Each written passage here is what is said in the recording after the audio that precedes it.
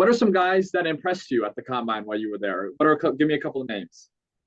Yeah, I mean, I was really impressed with Will Anderson and how he kind of handled the media sessions and how he answered all the questions pretty much in depth and went to detail.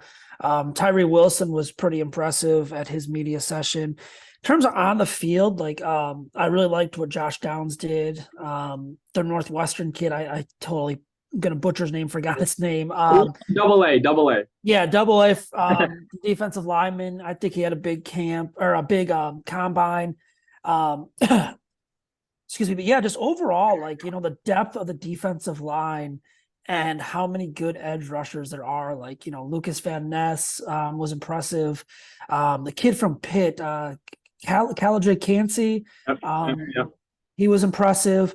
Yeah, I mean, wide receivers, like I said, Josh Downs. I like Jalen Hyatt. I think the quarterbacks, wasn't really high on Will Levis going in.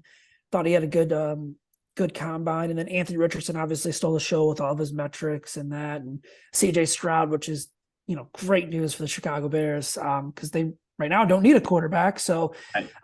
yeah, I think just more the depth of the defensive line and tight end positions were just a lot better than I thought they would be.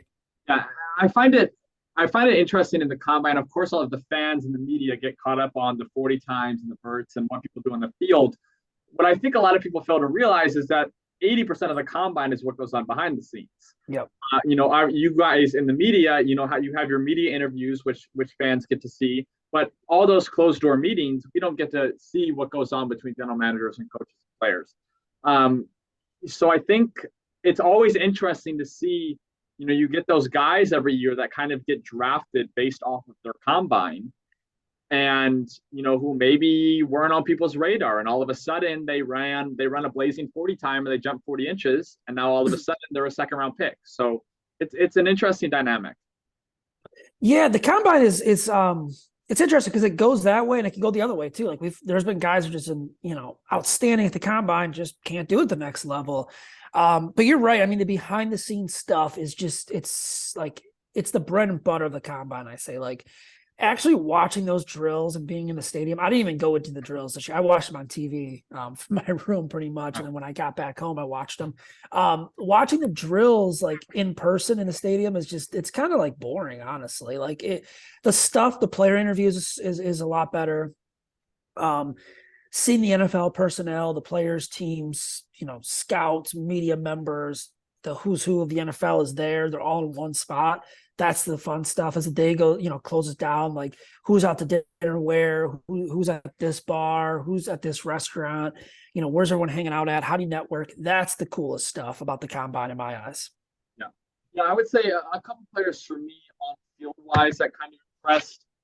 Blake Freeland from BYU, I think, a guy who had a pretty tough Senior Bowl, kind of got with, had tough one-on-ones and stuff like that, but a guy who runs a 4.98, jumps 37 inches. And, I think for the Bears, Poles has shown his desire to have athletic offensive linemen. And I think a guy like Freeland, a lot like Braxton Jones, a guy who might be a little bit undersized in terms of power, but provides that athletic frame that you hope that they can kind of mold into a, NFL strength-wise offensive lineman. So he was someone that definitely caught my eye. Maybe the Bears decide to draft offensive tackle high, but maybe if they're looking to just add better depth, he could be a guy late second round, early third round, maybe that they keep an eye on.